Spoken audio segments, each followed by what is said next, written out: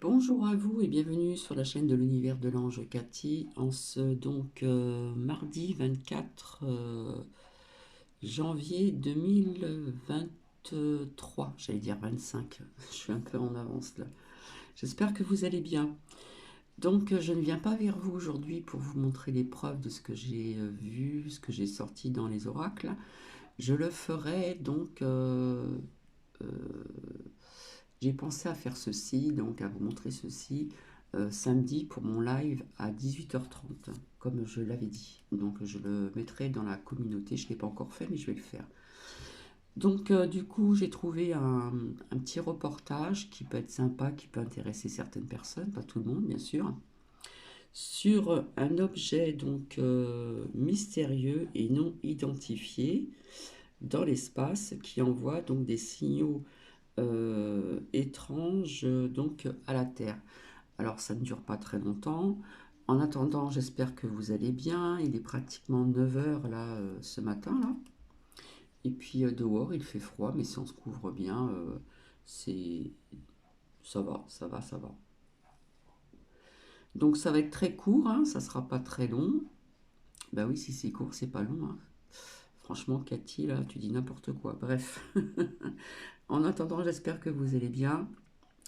Donc, c'est vrai que je devais revenir pour ceci. Donc aujourd'hui, finalement, je me suis dit pourquoi pas, euh, euh, comment dire, pourquoi pas le faire pendant le live. Voilà, ça peut être sympa aussi. Donc, je vous souhaite une bonne écoute.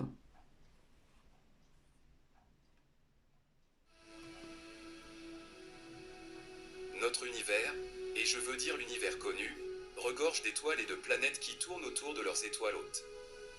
Malgré toutes nos avancées technologiques, nous avons à peine exploré 5% de l'univers. Le reste des 95% reste un mystère. Les statistiques de notre exploration étant si minuscules, nous ne pouvons absolument pas dire avec certitude que nous sommes seuls. Et nombreux sont ceux qui croient sincèrement que nous ne sommes pas seuls. Certains des plus grands physiciens des 20e et 21e siècles, comme Carl Sagan et Stephen Hawking, gardaient l'espoir d'un contact avec d'autres civilisations. L'astrophysicien de Harvard, Avi Loeb, est prêt à soutenir et à offrir ses services dans la chasse aux civilisations extraterrestres. Avec des physiciens de renom qui soutiennent l'étude et la chasse aux autres civilisations, nous ne sommes plus une société qui se moque des ovnis et des observations UAP. Récemment, une équipe d'astronomes a découvert quelque chose d'inhabituel en cartographiant l'univers, un objet mystérieux envoyant des rafales d'énergie toutes les 20 minutes. L'objet se trouve à environ 4000 années-lumière, et bien que cela puisse sembler loin, ces sursauts d'énergie étaient si importants qu'il s'agissait de l'une des plus grandes sources radio du ciel. La rafale se produisait pendant une minute, toutes les 20 minutes avant de disparaître pendant quelques heures, puis de répéter le cycle. Cet objet apparaissait et disparaissait en quelques heures lors de nos observations, a déclaré un astrophysicien et auteur principal de l'étude, dans un communiqué. C'était complètement inattendu. C'était un peu effrayant pour un astronome parce qu'il n'y a rien de connu dans le ciel qui fasse ça. Est-ce une intelligence extraterrestre essayant de nous atteindre? Sommes-nous enfin prêts à faire la citation un coup de premier contact? Ou est-ce un phénomène qui a une explication naturelle? Introduction. Mais ce qui rend cet objet inhabituel, c'est qu'il ne se comporte pas comme un transitoire. Un transitoire aurait des sursauts d'énergie qui se produisent au cours de quelques jours avant de disparaître pendant des mois à la fois. Les transitoires rapides s'allument et s'éteignent en quelques millisecondes ou secondes, donc voir un flash pendant jusqu'à une minute serait sans précédent. L'équipe a des suppositions quant à ce que cela peut être, mais ils ne sont toujours pas exactement sûrs. Une idée de Orley Walker est qu'il pourrait s'agir d'un magnétar à très longue période. Les magnétars sont connus pour émettre des rafales radio rapides, ou FRB. Les sursauts radio rapides sont des éclairs d'origine physique encore inconnue. La majorité des FRB n'ont été vus qu'une seule fois. Celui qui a été détecté récemment, cependant, avait plusieurs rafales. Les chercheurs pensent que les FRB proviennent d'étoiles à neutrons alimentées magnétiquement. Mais la découverte récente des FRB répétitifs de FRB 20200120 semble suggérer un point d'origine complètement différent. Pas d'une jeune étoile, mais plutôt d'un vieil amas stellaire, situé en direction de la galaxie voisine M80. Un ancien amas stellaire est une galaxie remplie de vieilles étoiles. Les scientifiques trouvent cet endroit très étrange pour les sursauts radio rapides, car les FRB sont généralement situés dans les zones des jeunes étoiles. La vue haute résolution du flash extrêmement énergétique pourrait fournir plus d'informations sur l'endroit et la raison de l'apparition de ces FRB. Il a fallu 12 radiotélescopes travaillant ensemble pour accomplir la recherche, montrant à quel point la nature de la recherche est complexe et la précision nécessaire pour attraper rapidement l'un de ces objets éphémères. Ce scénario est non seulement improbable, mais aussi de plus en plus bizarre pour les chercheurs impliqués qui n'ont jamais rencontré cette situation auparavant. Les astronomes ont localisé le flash dans un ensemble de vieilles étoiles, appelées amas globulaires, dans la galaxie M81. La galaxie est bien connue des astronomes amateurs car elle est extrêmement brillante et relativement proche, à seulement 12 millions d'années-lumière de la Terre. Mais l'emplacement de l'éclatement a été une découverte surprenante, car tous les FRB précédents ont été trouvés dans des zones avec de jeunes étoiles. Le choc et l'incrédulité de la communauté scientifique sont tels que les astronomes étaient déterminés à creuser davantage pour trouver la source, car ils croyaient avec véhémence que cela devait être autre chose que les anciennes étoiles présentes dans M81. Des études antérieures ont suggéré que nous recherchions la vie extraterrestre au mauvais endroit. Certains astronomes pensent que nous devrions rechercher une vie intelligente dans les anciens amas d'étoiles. Ce qui existait bien avant la formation de la Terre. Jusqu'à présent, beaucoup avaient largement écarté l'idée de trouver des civilisations extraterrestres dans des amas globulaires, qui contiennent chacun des milliers à des millions d'étoiles.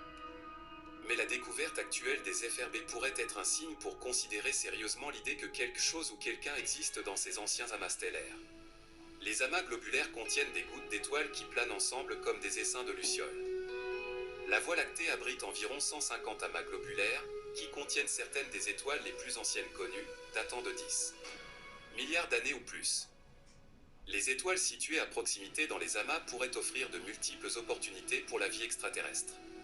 Si une civilisation est proche d'un autre système stellaire, les voyages interstellaires deviennent une toute autre chose. Les civilisations pourraient sauter d'étoile en étoile si elles sont menacées par des dangers cosmiques ou par l'extinction. Cette facilité de déplacement, combinée à l'ancienneté des amas globulaires, suggère que la vie intelligente pourrait exister dans ces systèmes plus longtemps qu'ailleurs. La civilisation pourrait éventuellement être détruite, mais elle aurait une sacrée bonne opportunité de transférer ses membres et ses connaissances vers un autre système stellaire. Un autre suspect probable pour le FRB qui n'est pas d'origine extraterrestre est celui qui découle d'un événement impliquant un cadavre stellaire, également appelé nain blanc.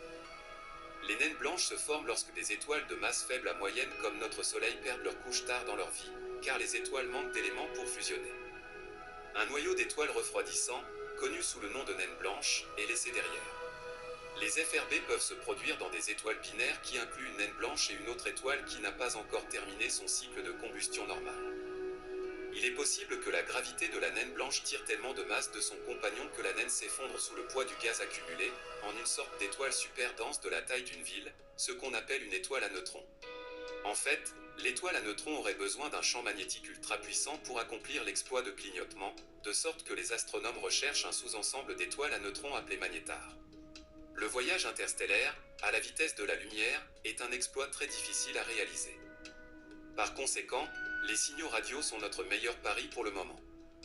Qui sait, des espèces intelligentes résidant de l'autre côté de notre galaxie, ou d'une autre galaxie tout à fait, pourraient être confrontées au même problème, et donc, envoyer des signaux radio est aussi leur meilleur pari.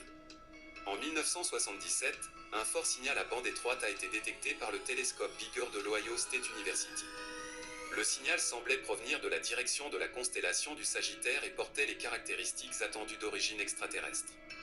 Par conséquent, il a été nommé le signal WOW.